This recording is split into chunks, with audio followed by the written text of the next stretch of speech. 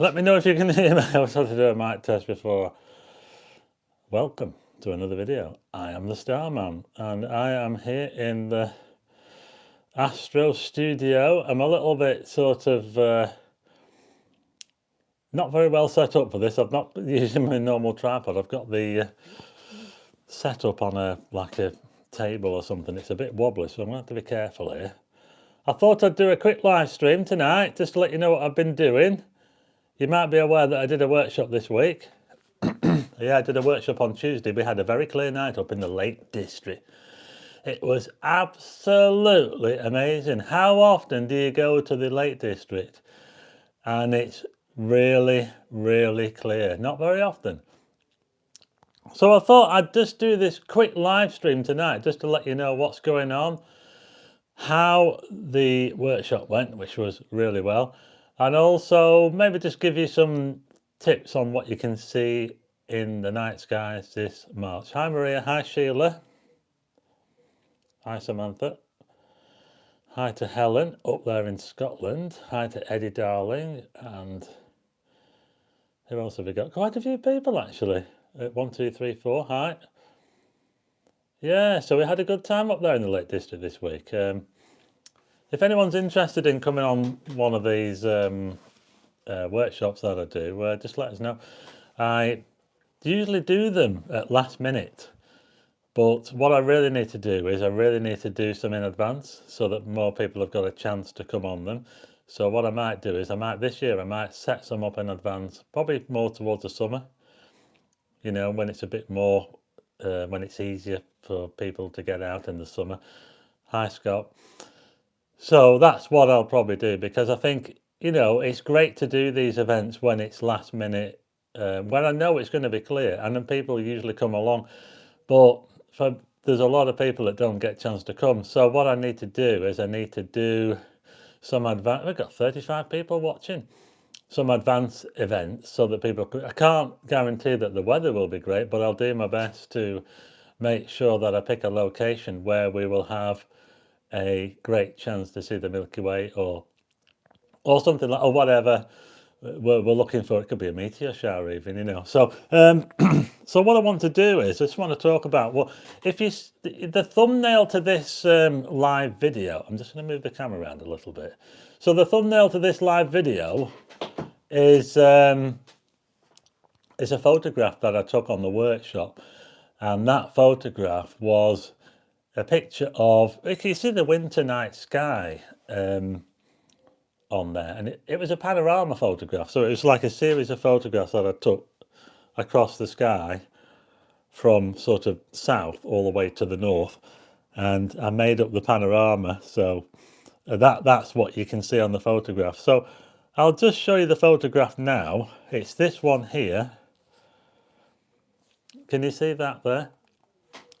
So what we're looking at there is, you might just be able to recognize on the left hand side we've got Orion here. That's Orion, the winter constellation there. And can you make out the Milky Way there on either side? Can you see the galactic band there?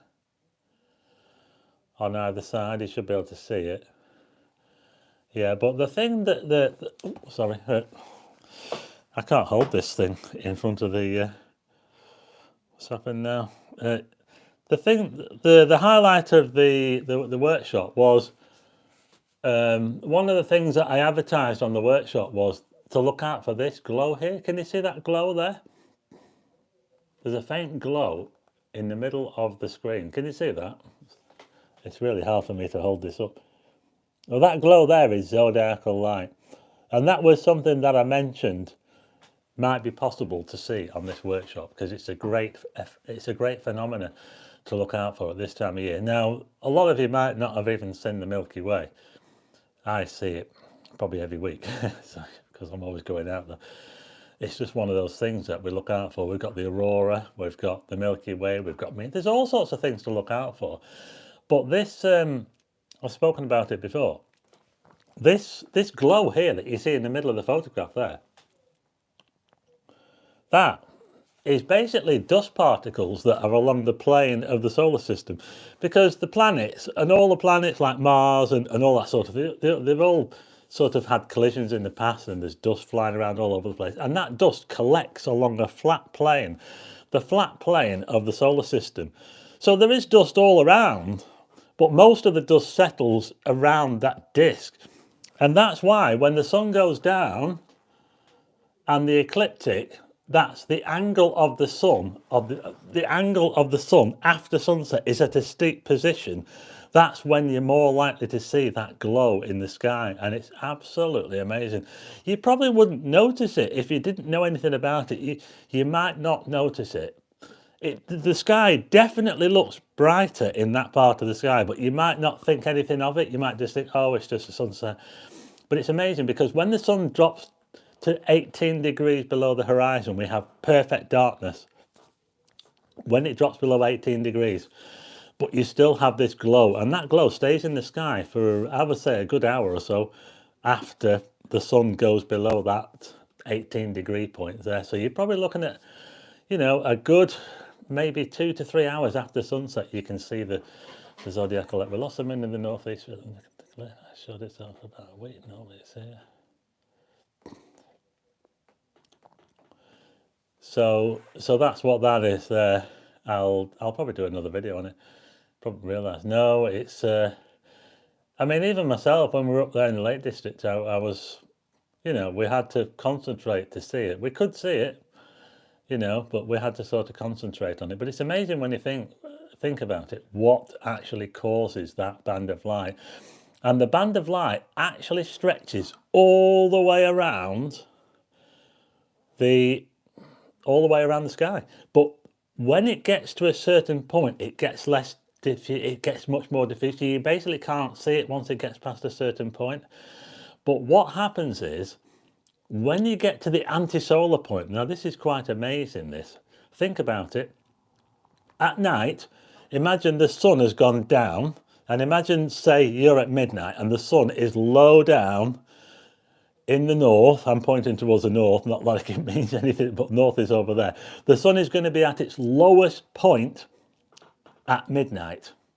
Now, if you're somewhere very dark and you look up towards the south, high up, towards the anti-solar point, the direct opposite side of the sky to where the sun is, you might just see another effect, and that effect is known as the Gigan Shine.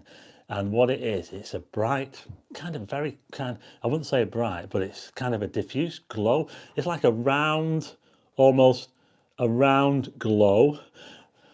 And what that is it's backscattered light from the sun off what I'm talking about, off dust in the solar system. It's like the shadow of the Earth. Can you imagine that the Earth's shadow projected onto space, but round the shadow you get a glow.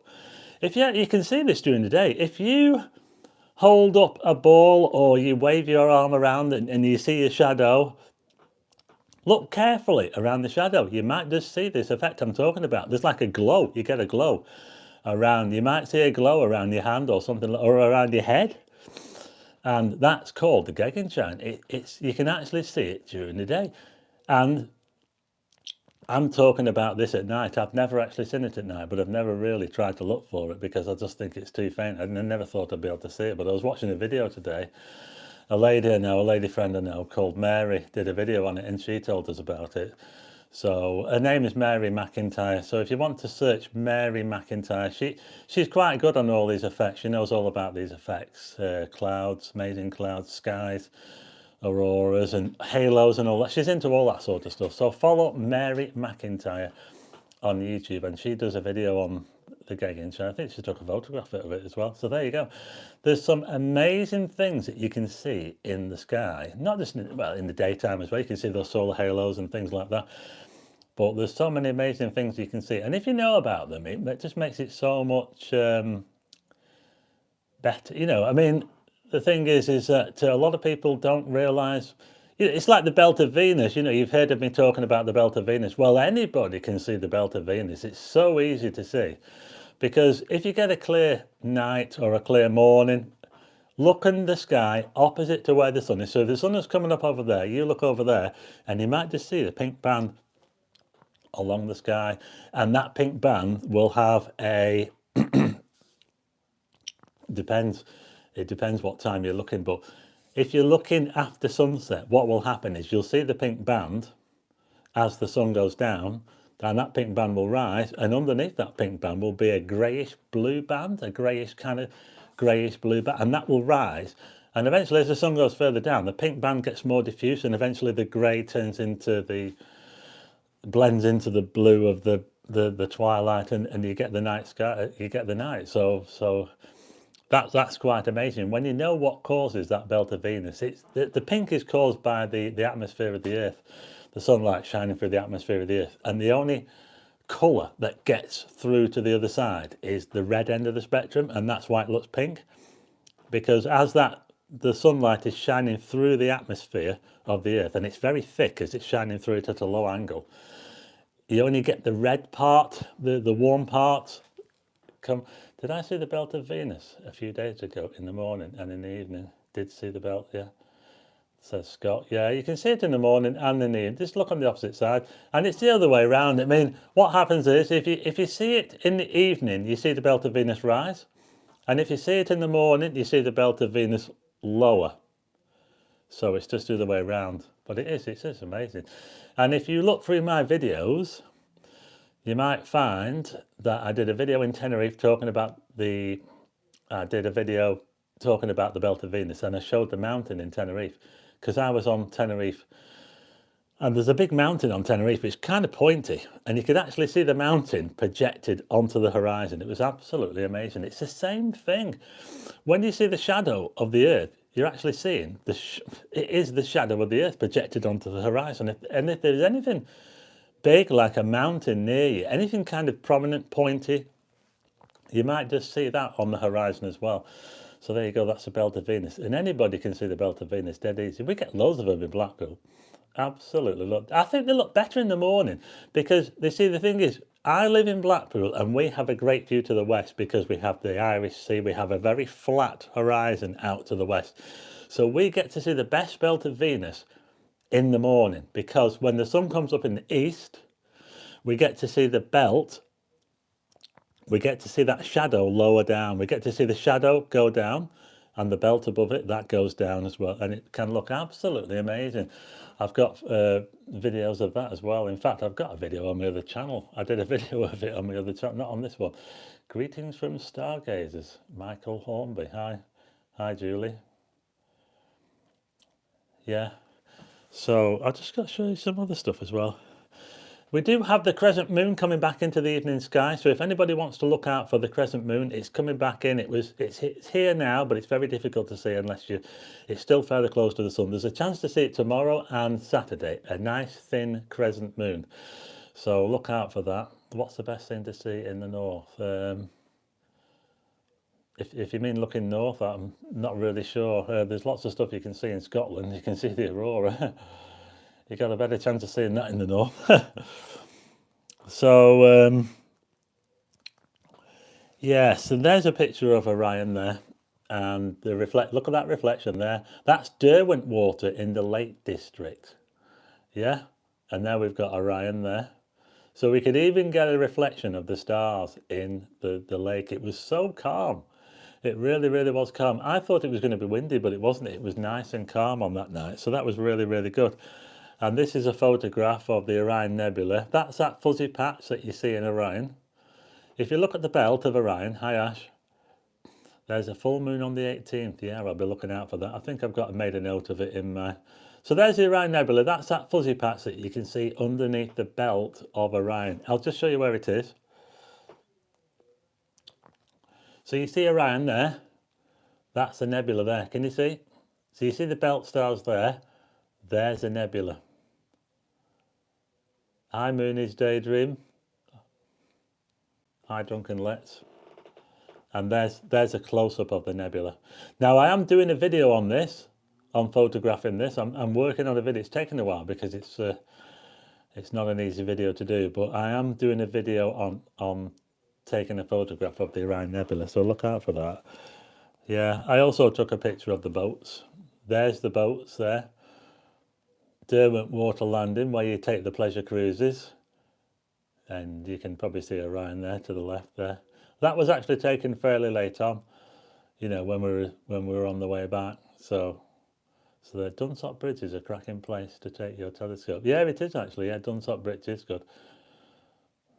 It's a Derwent water with the night sky reflected in it, says Jenny Bates. Yeah, it's a really, really nice location. I think it's the best in the Lake District, personally, because I've been to quite a few places in the Lake District, and I'm very disappointed with some of them because they have too many lights around the lake and stuff like that. In fact, I haven't got it on here, but we were actually plagued by a light on a house nearby. We were on the northwest shore of Derwent, not far from the theatre by the sea, theatre by the lake. If you know the theatre by the lake, we weren't very far away from there.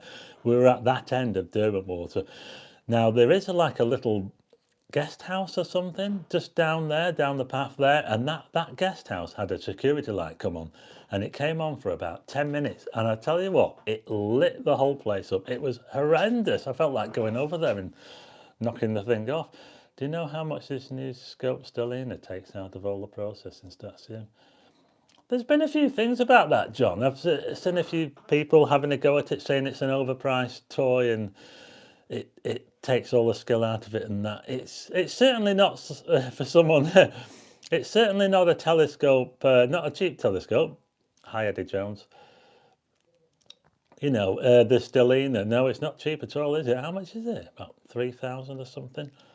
But it does allow you to take long exposure, and actually, you know, looking at some of the photographs of it, it's fairly impressive actually, and it all does it in one compact unit as well. You don't have to mess around with cameras and focusing and all that sort of stuff. It kind of takes all that hard work out of it. So I might have to look into it. I wonder if they'll lend me one so I can have a go at it. What do you think? That'd be fun, wouldn't it? I wonder if they... I did actually have a Chinese company approached us and said, would you have a look at this telescope for us? And I looked at some of their telescopes, and I mean, they were at the cheaper end, you know. They had a very cheap one and they had a medium one, but the medium one actually looked really good. I thought, you know what? That's not a bad looking telescope. And I got back to them, I said, is there any chance I can review this one? And then they said, no, we want you to review the cheap one, the 50, the £50 one. I'm thinking, really, is that all I'm worth, the £50 telescope? I mean, come on. I wasn't going to review it because I wouldn't have recommended it. I wouldn't recommend a cheap telescope. I wanted to review I wanted to have, it was basically just an unbox. It wasn't really a proper review. It's just an unbox and look at the telescope and maybe just show you what you can see through it. But because they wanted me to review the cheapy one, the £50 one, I looked at it and I thought, no way, I don't want to even look at it because I would not recommend a cheap telescope. I would recommend something half decent. And the telescope that they had was the medium range one, was actually a decent telescope, but they weren't prepared to. I think it was about £300 worth, the medium one. So they weren't prepared to let me have that. Yeah, I'll keep trying. Maybe I'll see if I can get one of those Stellina ones, you know, the £1,000 one. Yeah, don't want to get a cheap telescope. Fairhaven Lake and Lytham watching Westwards, but not much.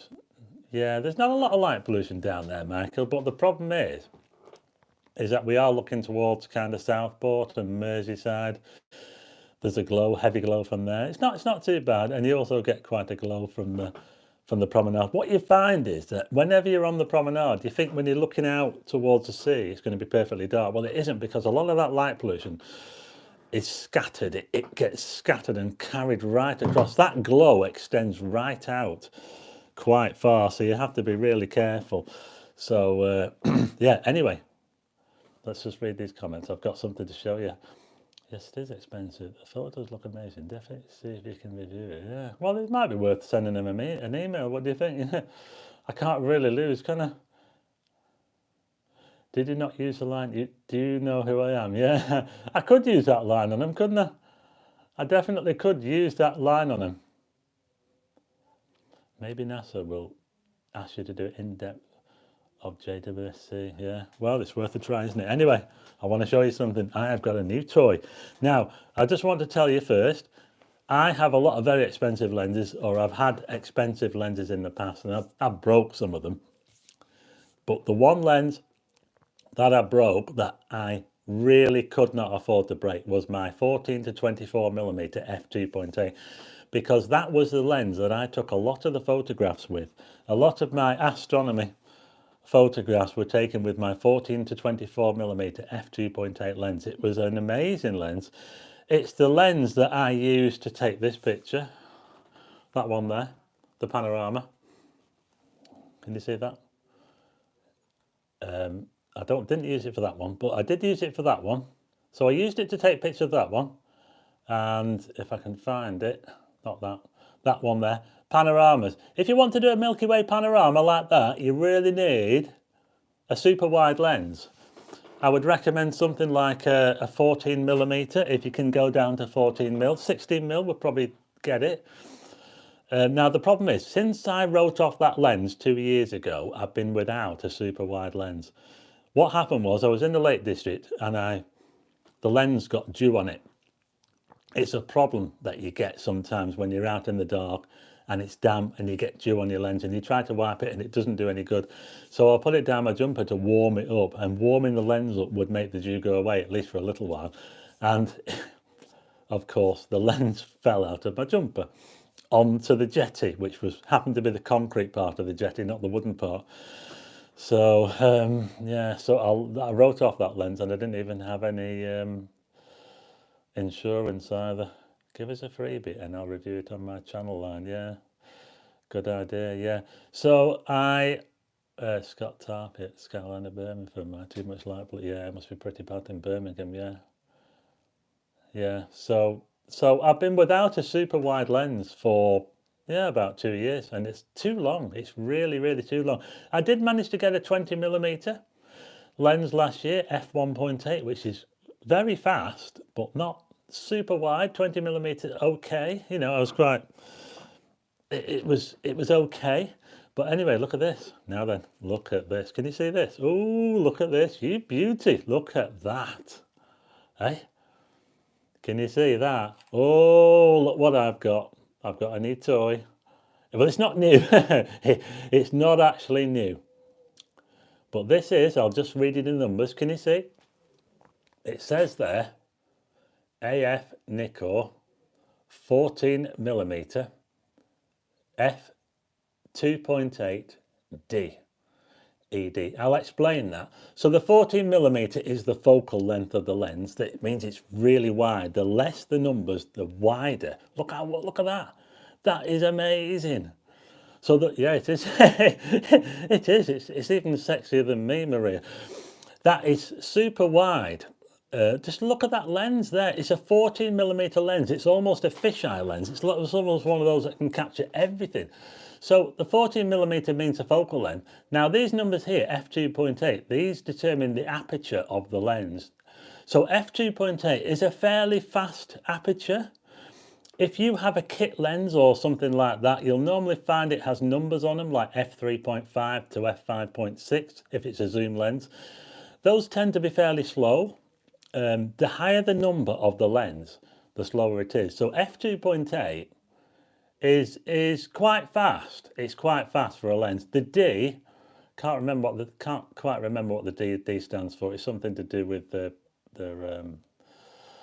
I can't remember what that was. But ED stands for extra dispersion, and it's also got a gold ring on it as well. You see this gold ring here? Now Nikon only put the gold ring on their top lenses.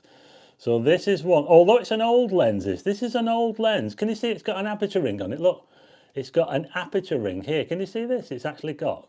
Now most lenses nowadays do away with this, you know, the aperture ring. So can you see that, how you can, I can't do it now. Look.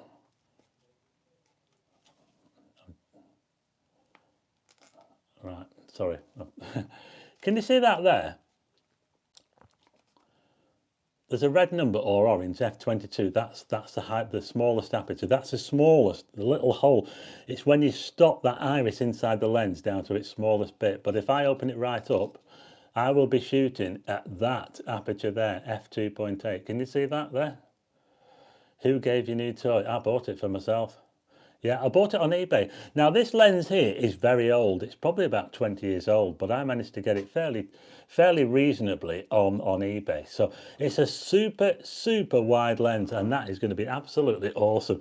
This is what I need to do the panorama shots, because when you're doing a panorama shot, like I showed you before, I managed to get that panorama shot with my 20mm lens, but I had to do a lot of shots to get it, and I also had to turn the camera around like that to get the shot, rather than like that. Do you know what I mean? I'll try not to. I'll try not to drop it.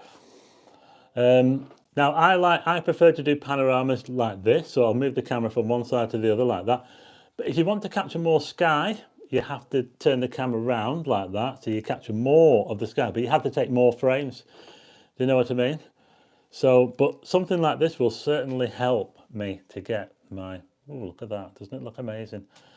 Yeah, so there you go, that's my new toy, and I'm gonna be, I was quite desperate to get that lens, because this is the time of year when we can get those Milky Way panoramas, because the galactic band is quite low. It's low at this time of year, and up until about April, I'd say. Now, I just want to show you something. The picture I showed you before, you see that picture there? Now, it's a nice picture, isn't it? But can you see how I haven't managed to get all of the Milky Way at the top? It's not a big deal, but can you see how you've got the faint Milky Way here next to Orion? Can you see that? And you can see it come down on the other side. Can you see how it comes down on the other corner of the frame? I couldn't manage to fit all of it in the frame, because I was using my 20mm lens. I only got the 14mm this morning. See, I only got this morning, so I couldn't use this. Now,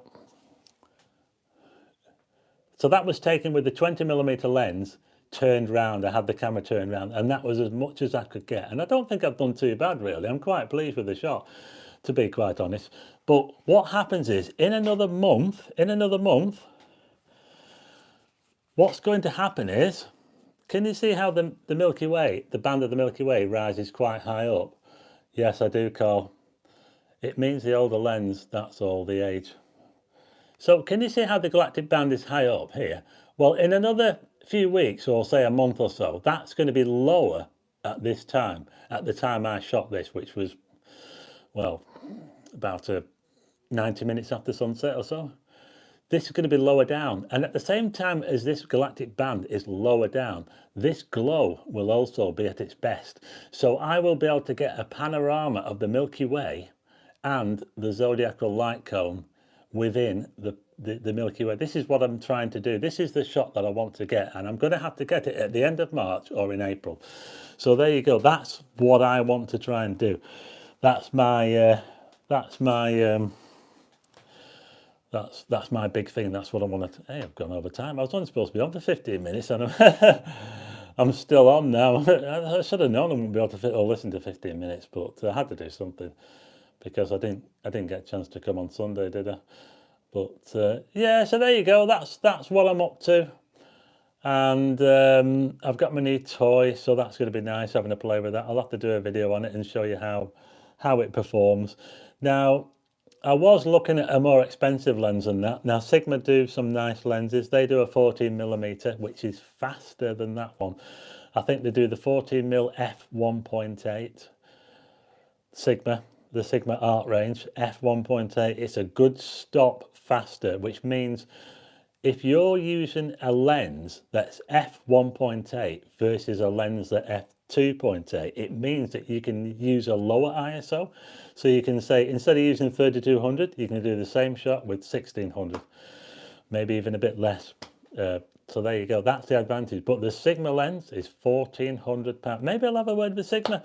You know, in fact, Sigma were prepared to lend me the 14mm f1.8 a couple of years ago, but then we had the pandemic, and they couldn't get one for me.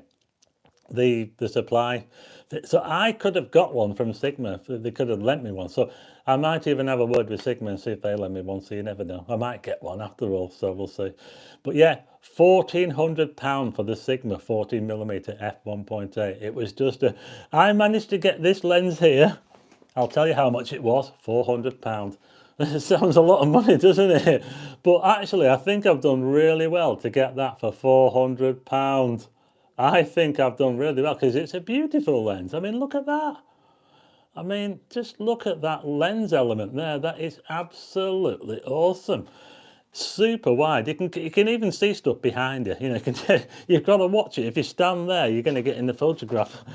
So there you go. That's it. I'm gonna finish now because I've gone twice over. I was only supposed to be on for 15 minutes. So there you go. That would be an awesome shot, framing the Zodiacal Light with the Milky Way. Yeah, Mick DC. Yeah, the thing is that in another couple of weeks, it'll be easier to connect the two because the galactic band will be lower at the same time that the Zodiacal Light is at its peak. Yeah, we're probably looking at about 7. At the moment, we're at 7:30 till 8 o'clock, peak time for the Zodiacal Light. But in another few weeks, it'll be later. So the galactic band will be lower at the same time that the Zodiacal Light is at its. So we'll get that, hopefully get that glow, that band of the Milky Way from north to south. It's going to be a massive panorama and we'll get that glow in the middle. And that's what I intend to do. So there you go. Yeah. So that's it. Thanks for watching, everybody. We've got 40 people. We've got quite a few people watching. I hope you heard me okay because I am using my microphone. The sound on the last live stream was awful. I was about to swear there. it wasn't very good, was it? But I've got this microphone today and I think it's working. I use this fancy Rode microphone nowadays and I think the problem was I had a problem with the adapter for my phone because I'm using my phone for this, obviously, and I'm using a different adapter now, and it seems to be working. So hopefully I've solved that problem. Carl says it sounds good. IDB, Duncan Letts, thanks, Eddie Darling, everyone. Yeah, thanks for watching. Just paid £60 for a nifty 50 and thought that was a good price. Well, Space Invader, you can take photographs of the Milky Way with a nifty 50. So I don't know if I've got any on here. You see this picture here? That was taken with a 50mm lens. Admittedly, I did have it on a tracker, but that picture was taken with a 50mm f1.8 lens. So you can take pictures of the Milky Way with a 50mm lens. In fact, they're so fast, f1.8 is a very fast aperture, f1.8. You can take a picture for 10 seconds. So you could get something like that. Now, I did have that on a tracker, so you get a little bit more detail when you've got it on a tracker. But yeah, it is possible to get a picture of the Milky Way with a 50mm lens. Why don't you start an astronomy group? Thanks, could hear you fine. Moonish Daydream. Yeah, so why don't I start? I haven't really got time, actually. I am in Badass, which is Blackpool and District Astronomical Society. Eddie Jones says I sound great. Happy stargazing. You've been perfectly clear, says Maria. Thanks, Maria. So there you go. That's it. I'm going to go now because I want to get a cup of tea. So thanks for watching, everybody. Look out for the moon, the crescent moon, if you get a chance, if it's clear where you are. Look out for the crescent moon tomorrow. It's going to be very low down after sunset, very low down. Best time to look is probably going to be after 6:30 to 7 o'clock. You might see a very thin crescent moon low down if you've got a low horizon. Saturday might be better. It gets a little bit bigger and easier to see high up. So look out for the crescent moon.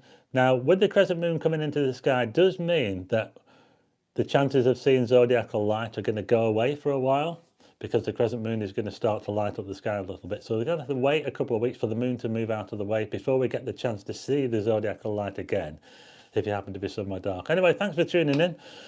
I have been the Starman, and funny kind of evening to do it as well, wasn't it? But I couldn't do it on Sunday because I was out on Sunday taking pictures. So there you go. So I've got to go out and take pictures of stars whenever it's clear, you see. So that's what I've got to do. So there you go.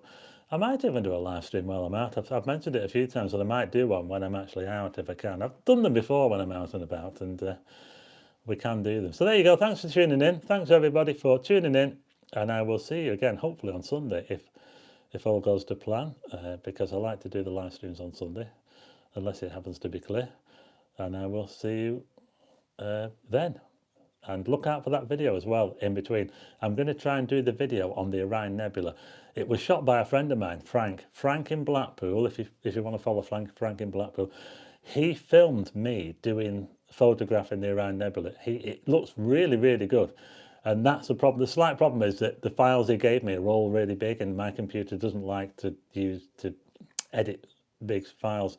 But I'm going to try and do the video for you, how to shoot the Orion Nebula. I am using a tracker as well, and it's not too deep. You know, I don't go too deep on it or anything. It's basically just a snapshot of the Orion Nebula. Look out for that, and I will see you again, and hope